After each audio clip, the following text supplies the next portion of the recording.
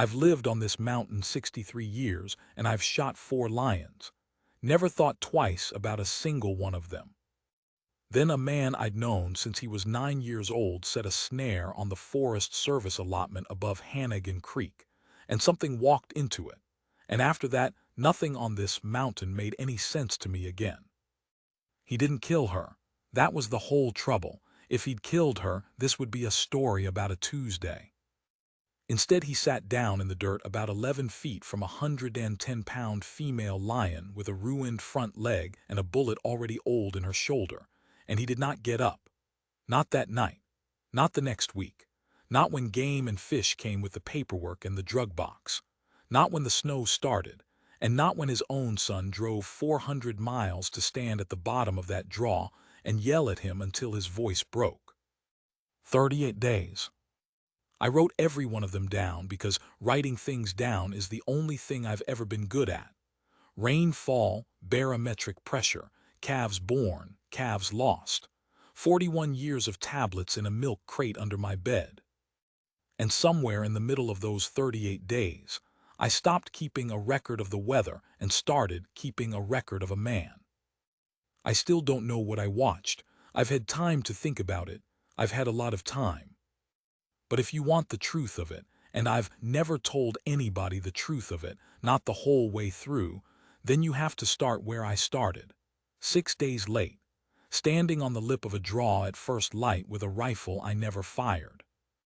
The first thing I want to say, before anybody paints Wade Ketterling as some kind of saint, is that he built the trap himself. Number 9 cable, 96 inches, swiveled and staked.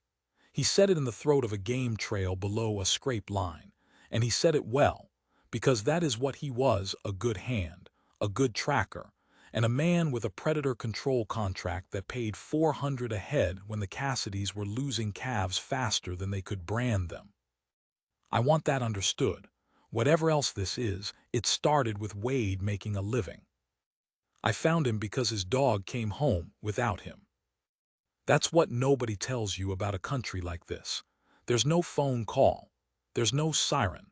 There's a blue heeler named Ticket standing in my headlights at 4 in the morning with her ears down and her whole back end wagging in a way that isn't happiness, it's apology, and you know something is wrong the way you know a tooth is going bad. Not by evidence, by feel. I loaded the dog. I got the rifle out of the rack because that's what you do, and I drove the 2-track up Hannigan as far as the truck would go, which in October is not far, and I walked the rest with a flashlight going yellow on me. I want to be honest about my heart rate. 63 years old, and I was hearing my own pulse in my ears like a man knocking on a door in another room. Because I thought he was dead. Understand that. I had a whole obituary composed by the time I got to the top of that draw. Wade Ketterling, 51, thrown from a horse, gored by a bull, struck by lightning, anything. What I found was worse in a way I didn't have language for yet. He was sitting down. That's all. Sitting flat on the ground in the gray light with his knees up and his back against a rock, hat off, coat folded across his knees like a man in a waiting room. His rifle was leaning against a juniper about 15 feet behind him, which is the same as saying it was in another county. And 11 feet in front of him, in the bottom of the wash where the cold air pools, was the lion. She was up on her chest, not lying flat up, the way a cat sits when it has not decided to die. Head low, ears back so hard against her skull they disappeared. That cable was tight around her right front leg above the paw, and she'd wound the stake so many times the ground around it was polished like a thrashing floor. There was blood there, old and new, black and red both, the way blood is when it's been happening for days. She was looking at him. Not at me, not at the light, at him. I said his name. I said Wade. He didn't turn his head. He said, in a voice like a man being careful not to wake a baby, "Roy, if you shoot her, I'll never speak to you again." I stood there. My rifle was up at my shoulder, and I did not remember putting it there. Now here is where I'd like to say something noble came over me. Here's where the version of this story people want has me lowering the barrel and understanding something about the sacredness of life. The truth is I was doing arithmetic. Range, angle, wind, what's behind her, whether 110 pounds of cornered lion can cover 11 feet before I can cycle a bolt. I lowered the rifle because my arms got tired. Then I sat down on a rock about 30 feet back, which felt like nothing at the time, and which I have thought about nearly every day since. Oct 19 later, 61 degrees F, wind SW8, nothing to report. I wrote that in my tablet that night, nothing to report. 41 years of weather, and that's the entry for the day my life changed. I've thought about tearing the page out. I never have. Here's what I got out of him. Sitting on that rock, over about 4 hours, with the sun coming up over the rim and the cold going out of the rocks and the lion never once taking her eyes off him. He'd set the snare Tuesday. It was now Sunday. He'd come to check it Wednesday and found her. He hadn't gone home since. Wade. I know. 5 days. 6 counting today. You got water? He tipped his head at a canteen. It was on its side. Anybody who's ever picked up a canteen knows the sound an empty one makes when it moves. I want to tell you what he looked like. His lips had split. There was a white crust at the corners of his mouth, and his hands had that waxy shine dehydration gives you. He'd been sleeping. I use the word loosely in his coat, and his coat was ruined with dirt, and there was a stain down the front of his shirt from a nosebleed he never mentioned. And he was calm. That's the part. He was the calmest I'd ever seen him, and I'd known Wade Ketterling since he was 9 years old and came around my place looking for work because his father drank the grocery money, and Wade had figured out that a 9-year-old can be paid in eggs. Why don't you shoot her? I said. It wasn't a question, and he didn't answer it like one. He said she's got milk. He said it the way you'd report a fence down. I looked. You have to look for a while to see a thing like that on a cat that's been dying 6 days. The fur along the belly parted, the dark nipples, the swelling gone hard and wrong in one of them because nothing had nursed in almost a week. So there's a kitten, I said. There's at least one. Wade, there's coyotes on this mountain thicker than fleas. Whatever's out there's been dead 4 days. And he turned his head and looked at me finally for the first time, with eyes so red they looked sanded, and he said, "Then I've killed both of them, haven't I?" I didn't have an answer. I have had 11 years to come up with one. I still don't have it. I brought water. 3 gallons and a case of the awful lemon-lime sports drink they sell at the Alpine store, and a sleeping bag and a tarp. And I brought them the way you bring things to a man you have decided is temporarily insane and will be over it by Thursday. He was still there. He'd moved 9 feet now, 2 feet closer. Wade, she'll take your face off. She might. Then why in God's name? Because if I sit at 11 feet, she keeps trying to stand up. I didn't understand. He explained it like it was obvious, like I was slow. At 11 feet, he said, she was in what he called the arguing distance. Close enough to be a threat, far enough that she thought she could get to him if she just, one more time, got that ruined leg under her. So she'd fight the cable, every hour. And every hour she'd tear that leg a little more and lose a little more blood and use up something she couldn't spare. At 9 feet, she'd given it up. She'd decided the argument was over and she'd lost. So you're not being brave, I said. You're being what? Efficient. I'm not being anything, Roy. That's a hell of a thing to be. He almost laughed. It came out as a click in his throat.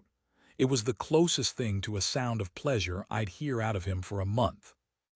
Now, I keep logs. I have kept logs since 1974 because my wife Ellen said a man who doesn't write down the rain will spend the rest of his life arguing with people about whether it rained. That night I opened the tablet and I wrote the temperature and the barometer, and then I sat there with the pen and I found that I wanted to write down that he moved 2 feet. So I did. I wrote, W moved to 9 FT. Cat quit fighting the stake. And then, because it seemed to require it, I wrote, Day 7. I want to be clear that this was the moment. Not anything he did.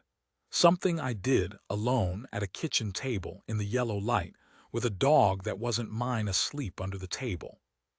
That was the moment I stopped being a witness and became something else. Game and fish came Thursday. I know because I called them.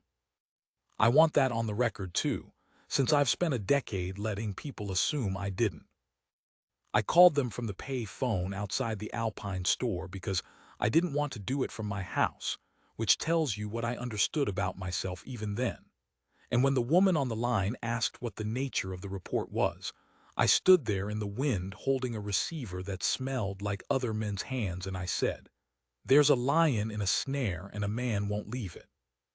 She said, Is the man injured? And I said, I don't know how to answer that.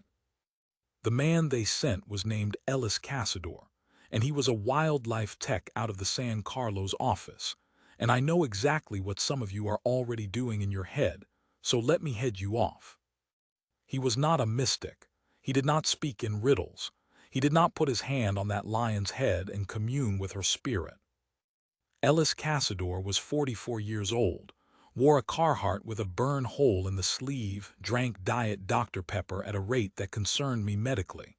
And the first thing he said when he came up over the lip of that draw and took in the whole picture, the man, the cat, the steak, the 9 feet, was, Oh, this is going to be so much paperwork.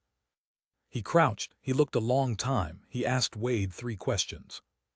How long? 6 days, 9 now. Whose snare? Mine. Milk or no milk? Milk. Ellis sat back on his heels and blew out a breath and said something under his breath in Apache, and when I asked him later what it meant, he said it meant this is going to be so much paperwork, and I have never been sure whether he was lying. Then he opened his kit and got out the drug box, and Wade said, No. Ellis didn't look up. Mr. Ketterling, that leg's gone. There's tendon on the ground. Best case she's 3-legged and she starves in a canyon in February with something eating her while she's still breathing. Worst case is worse. I said no. It's not your call, it's a state animal. It's a state animal with a state number on a snare, I said, on a state contract, Wade said. And I'm going to sit here until somebody with more authority than a Diet Dr. Pepper tells me different. I have replayed this 100 times. I want you to notice that Wade wasn't right. He wasn't. Ellis was right, medically and legally, and every way that a man can be right on a mountain. And I want you to notice what Ellis did, because it's the part nobody believes. He put the drug box down. He sat. He said, Move over. And he sat down beside Wade Ketterling in the dirt at 9 feet from a wounded lion, and he opened a can of Diet Dr. Pepper. And the tusk of that can in that silence was the loudest thing on the mountain. And he said, Tell me about the milk. Here's what a snare does, since most people picture a bear trap. It doesn't cut, it closes. It's a loop of cable with a one-way lock, and when an animal walks into it, the loop draws down, and every pull draws it tighter, and it never, ever opens again. A lion in a snare is a lion in a fist that's still closing. For 6 days she had pulled. That's what those polished circles in the dirt were.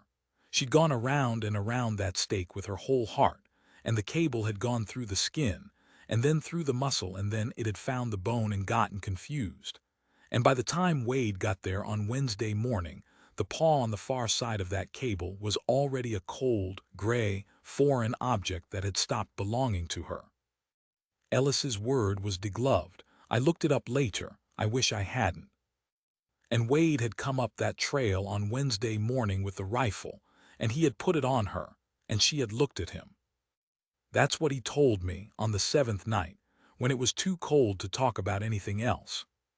She had looked at him, and she was not afraid, and she was not begging, and she was not, This is the word he used, and I've never forgotten it because it was such an odd word for a man like Wade. She was not rude about it. She just waited, he said, like I was going to say something and she was letting me. He'd been on that mountain 31 years. He'd killed, by his own honest reckoning, 9 lions and 200 coyotes and 1 bear he still felt bad about. He had never once had a thing look at him like it was giving him the floor. He didn't shoot. He said he stood there so long his arms started shaking, and he told himself it was the cold. And then he sat down to rest his arms, and once he was sitting down he found he was not able to stand back up. And then he saw the milk. He said that was when it stopped being about the lion. I asked him what it was about then. He said, Roy, if she dies and that kitten dies, then I didn't kill an animal. I killed a family, and I have done enough of that. I didn't ask what he meant. I knew what he meant. Wade had a son named Cody who was 26 years old and lived in Fort Worth and had not spoken to his father in 4 years. And I am not going to pretend I know the whole of what happened there, and I'm not going to pretend I don't know some of it. Some of it was Wade's fault. Most of it was. I don't have good notes for those days. What I remember is a rhythm forming, the way it does in a hospital, the way it does when you're waiting for a cow to calve. Grief has a schedule. Nobody tells you that. Ellis got a variance. God knows how. He drove to Springerville and called Phoenix and stood in a parking lot for 2 hours and came back with a piece of paper that said the animal could be evaluated over a period not to exceed 30 days for rehabilitative potential. And he said the word, rehabilitative, the way you'd hold something with tongs. He darted her on the 11th day. I helped. I want to be very clear that I helped, and that I did it badly, and that I have a scar on the meat of my left palm from where the cable end went through my glove because I was rushing. She went down slow. That's the thing about a lion that's been starving 11 days, the drug hits like a truck. Her head came down in a way that made a sound, and then 3 men were on their knees around her and she was warm, and that was the shock of it. Not the size of her, not the teeth, though I have never gotten over the teeth. It was that she was warm and her ribs went up and down, and she had a smell like a wet cat and dry grass in a slaughterhouse, all at once, and she had a burr in her whiskers. And a lion has whiskers on her wrists, did you know that? On her wrists, like a house cat. Ellis cut the cable. The leg came apart in Wade's hands. He didn't drop it. He held it. He held the ruined end of that leg together with both hands while Ellis worked, and he was crying without any noise at all, no sound, no expression, just water going down a 51-year-old face full of dirt, and he said one thing the entire 40 minutes. He said, I'm sorry, I'm sorry, I'm sorry, and he wasn't talking to any of us. Ellis took the leg off below the elbow. He did it with a bone saw from a kit that a state agency did not know he had, on a mountain in the dirt, with a headlamp, and he did it well. And when I asked him why he'd done it, he looked at me like I'd asked why he'd bothered to breathe on the drive up. Because he'd have sat there till she rotted, Ellis said, and I've got a daughter. I said I didn't follow. Ellis said, I've got a daughter, and if she was up a canyon somewhere, I'd want somebody to be stupid about it. He drank his Diet Dr. Pepper. He looked at the sky. He said, don't tell Phoenix. Oct 30, 26 degrees F. Barometer 29.71 and dropping fast. Weather coming. She lived through the surgery. She should not have. She lived through the first night, and the second, and on the 4th morning she took water off a rag in Wade's hand, and I stood on the lip of that draw and watched a lion drink out of a man's fist, and I understood, at last, that I was never going to be able to explain this to anyone. I tried once at the co-op. I got about 4 sentences in. A man named Dwayne Hollis said, well, hell, Roy, why didn't he just shoot it?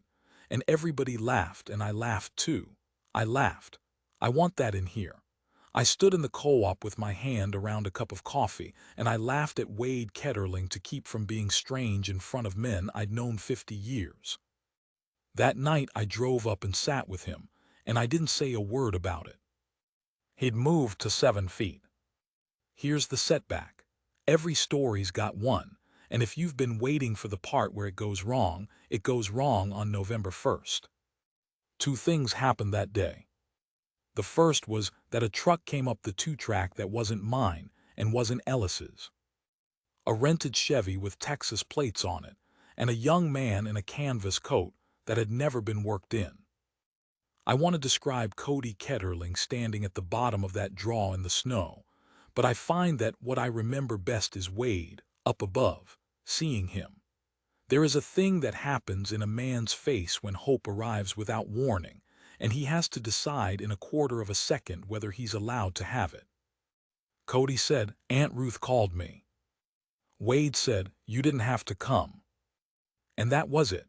That was the whole first exchange between a father and a son who hadn't talked in 4 years, 19 words and a snowfall. Cody looked at the lion. She was up on her chest again, watching him with her ears half back, 100 pounds now maybe, the stump held tucked, the ribs like a fence. He looked at his father, who had lost 22 pounds and smelled like an animal, and had a sore on his hip that wouldn't close and hadn't been under a roof in 14 days. And Cody said the truest, cruelest thing anybody said on that mountain in 38 days. He said, "You never sat with Mom this long." Then he went back to the truck. The second thing was the kitten. Ellis found it, 60 yards up the draw, in a rock crack you'd have to be a lion to think of, curled against a slab that held the day's heat.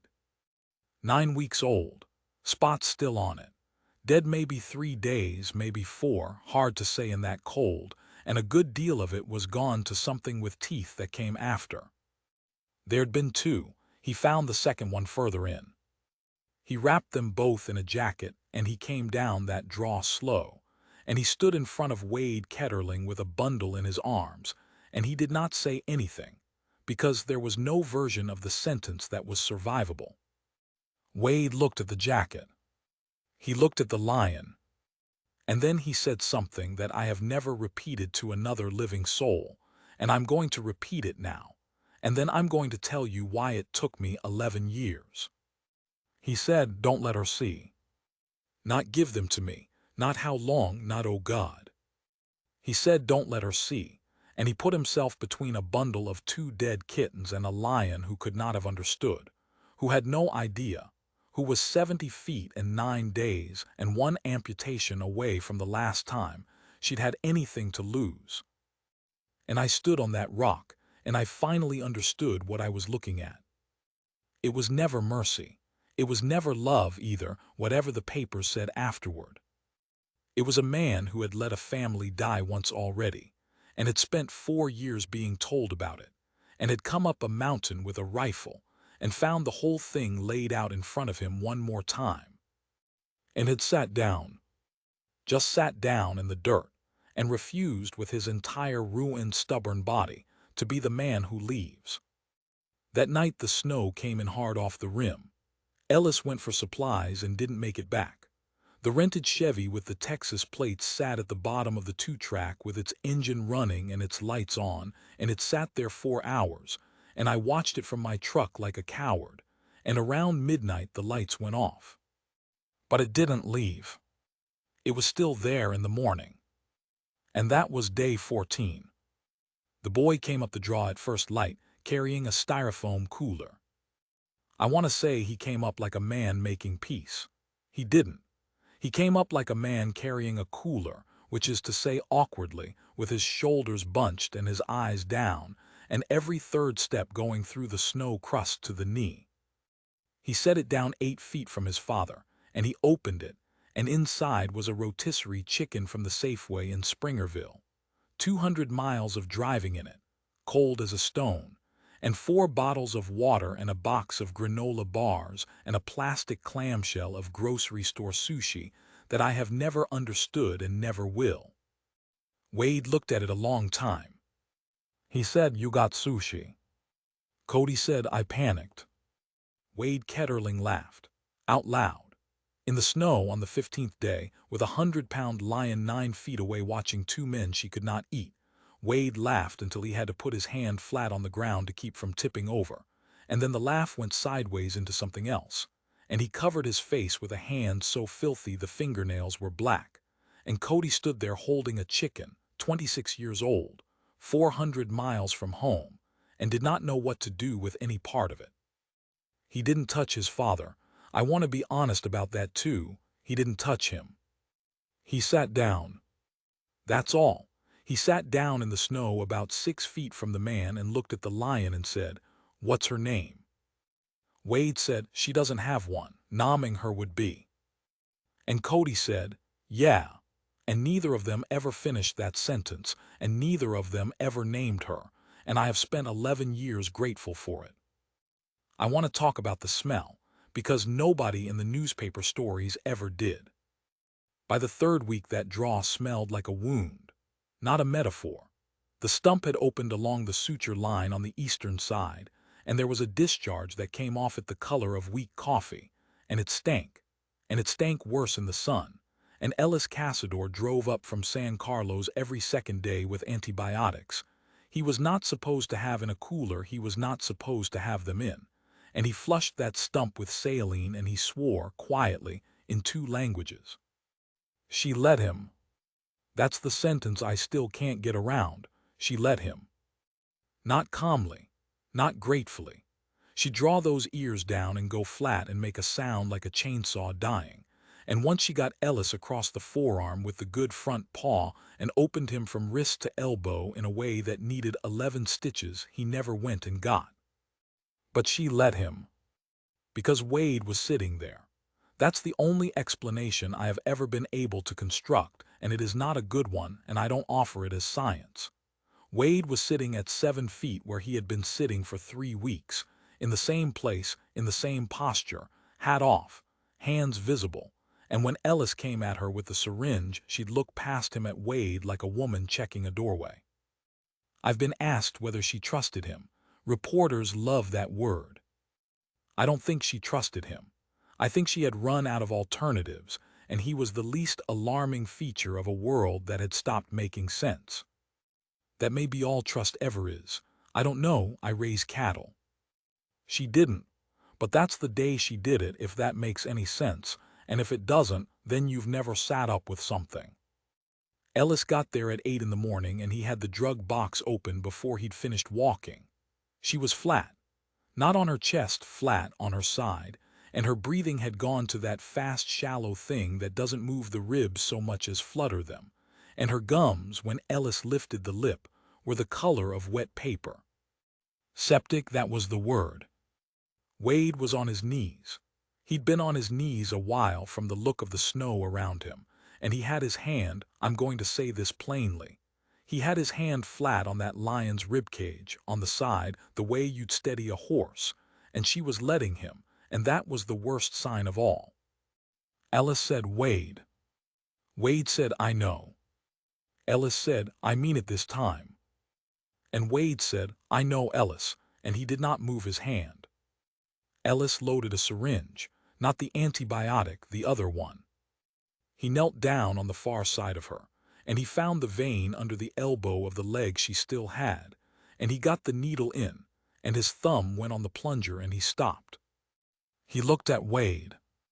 He said, "I need you to say it." And I understood then that Ellis Casador had not been driving 4 hours round trip every second day for 3 weeks because of a lion. He'd been driving it because he'd sat down next to a man on the first day, and he had never gotten back up either, not really. And now he was about to do a thing that would live in that man forever, and he was not going to do it uninvited. Wade looked at the cat. He looked a long time. He said, "Give her tonight." Ellis said, "That's not." "Give her tonight," Wade said, "and if she's like this in the morning, I'll hold her myself." Ellis capped the needle. I have thought about that man's face a great deal.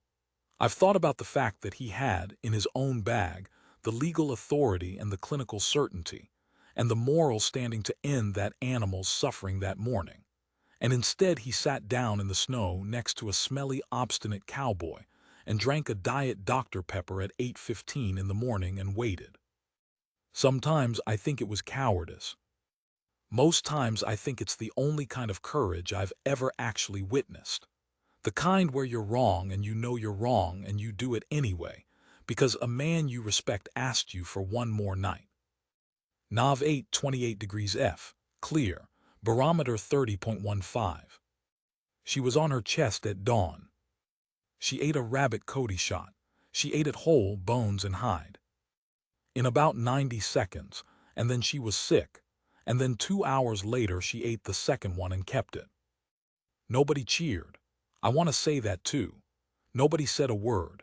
3 men and a cat in a snowy hole in the ground, and the only sound was Ellis, very quietly, saying something in Apache that this time he flat refused to translate. Nav 11, 41 degrees F, melt, mud everywhere, barometer 30.04. Word got out around then. I'd like to know how, and I've got a suspicion, and the suspicion is Dwayne Holly's at the co-op with a cup of coffee and a story he only half heard. Some things get out because a man tells a secret. Most get out because a man tells a joke.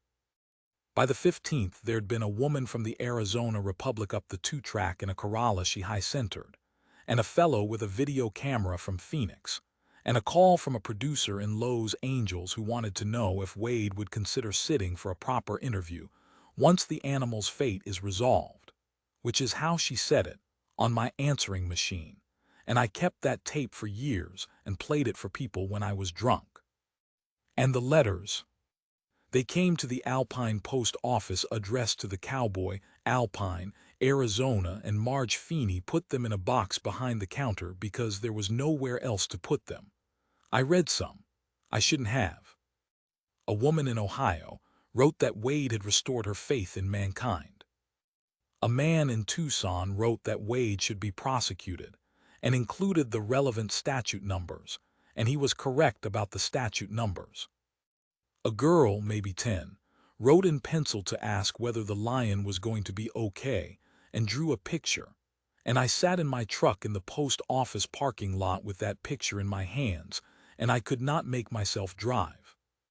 I never showed him any of them. I want to be clear that this was a decision and I made it and nobody asked me to. Wade Ketterling never knew, that whole autumn, that anybody outside 4 counties had ever heard his name. He thought he was a man sitting in a hole, and I have come to think that if he'd known people were watching, he would have gotten up. Not from shame. From performance. That's the thing about being watched. Once you know, you can't ever be sure again whether you're doing it or showing it. I gave him 38 days of not knowing. It's the only good thing I did on that mountain. The variance expired. 30 days for evaluation of rehabilitative potential. That's what the paper said, and a state agency does not care about your feelings and never has. And the letter came to Ellis's office in San Carlos on the 16th, and he drove up with it in his coat, and he read it out loud in the draw like a man reading a sentence in a courtroom. Non-releasable, amputee, adult female, habituated to human presence. Placement options exhausted. 2 sanctuaries contacted, both at capacity. Disposition, euthanasia, to be effected within 72 hours, with a form number I could recite in my sleep. Wade said, habituated. Ellis said, that's the word they use. Because I sat there. Because you sat there. And Wade Ketterling, who had not raised his voice one time in 30 days, stood up. It took him a long while. His knees had gone bad, and his hip was a mess, and he had lost 29 pounds by then, and his belt was through a hole he'd cut with a knife, and he came up off that ground in stages like something being assembled. He stood there swaying. He said, so I killed her twice. And he walked up out of the draw, past me, past Cody, and he got in his truck and he drove down the mountain, and he did not come back that night. For the first time in 30 days, the lion was alone. I stayed. Somebody had to. I sat on my rock and I did not go closer than 30 feet because I was not him and never had been, and around 2 in the morning she started calling. I'd never heard it before. I've heard it since once, and I turned the truck around. It isn't a roar. Lions can't roar, it turns out. They haven't got the throat for it. It's a scream. It sounds like a woman being killed in a house you can't find. And she did it every few minutes for 3 hours, at the dark, at nothing, at a rock crack 60 yards up the draw where two things had died in September while she was standing in a fist that wouldn't open. She wasn't calling for Wade. I want people to understand that. She never once in 38 days called for Wade. He came back at noon, and Cody was with him. And I don't know where they'd been or what got said in whatever kitchen or bar or parking lot it got said in. What I know is Cody had a folder. He'd spent the night on a hotel telephone. He'd called 9 sanctuaries. 8 said no. The 9th was a woman named Priscilla Ondot outside Cave Creek who had 11 acres and 4 big cats and a permit and no money and a bad back, and she said to a 26-year-old stranger at 1 in the morning, "How fast can you get here?" And here is the part where you expect me to describe the joy. There wasn't any. Because Ellis read the folder and he sat down on the rock next to me and he put his head in his hands and he said, "It's 41 hours to Cave Creek by the time I get the interstate transfer paperwork, and she cannot be sedated again inside of 2 weeks, and if we crate her awake she'll tear that stump open and she'll bleed out on the Beeline Highway in the back of my truck." He looked up. He said, "Roy, if she goes on the mountain, on her feet, with him there. That's the good version. Everything else is worse and it just takes longer." And I understood something I have not been able to unlearn since. That sometimes the whole apparatus, the sanctuaries and the permits and the forms and the phone calls, and a son driving 400 miles with a rotisserie chicken, all of it can be done right, done well, done by good people at cost to themselves, and it still comes out the same. That's not a lesson, it's just true. 3 days of nothing. I have no entries. I remember Cody teaching his father to use a cell phone that had no signal. I remember Wade eating an entire rotisserie chicken with his hands. I remember Ellis asleep sitting up. I remember on the second night, Wade asking me about Ellen. Nobody had asked me about Ellen in 9 years. People stop, is the thing. They stop and you're grateful, and then one day you're standing in a hole with a lion in it, and a man asks you what she was like, and you find you cannot get a word out. I said she wrote things down. I said everything I know about keeping a log I learned from a woman who kept one, and that hers were about people and mine are about rain, and that when she was dying in the back bedroom in 1988, I went out every morning at 6, and I checked the gauge, and I wrote down the temperature and the barometer, and I came back in the house. Wade said, "You stayed." I said, "I went out at 6. He didn't say anything to that for a while. Then he said, "So did I every day. For a year and a half, Roy, I went out at 6.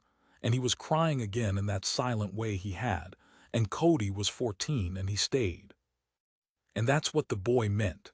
On the first day in the snow, you never sat with Mom this long.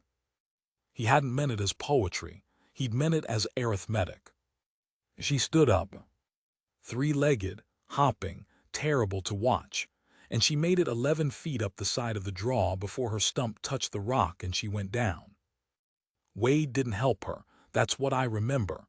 He was 6 feet away and he sat on his hands. She tried it again in the afternoon, made 20 feet.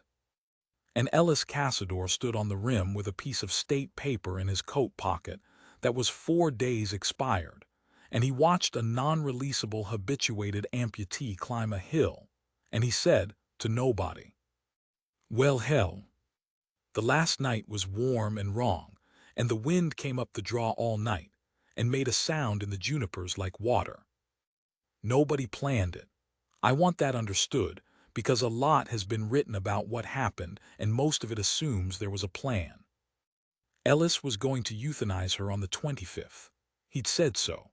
He'd brought the box up and set it on the rock, and he'd told Wade the time, 11 in the morning, after the sun got on the draw and it was warm and Wade had nodded and said, "I'll hold her," and meant it. Cody made a fire. 4 of us sat around it. Ellis told a story about his daughter's quinceañera that had us all crying with laughter, and Wade told about the bear he still felt bad about, and I told about Dwayne Hollies and a bull and a cattle guard, and nobody said one word about the morning.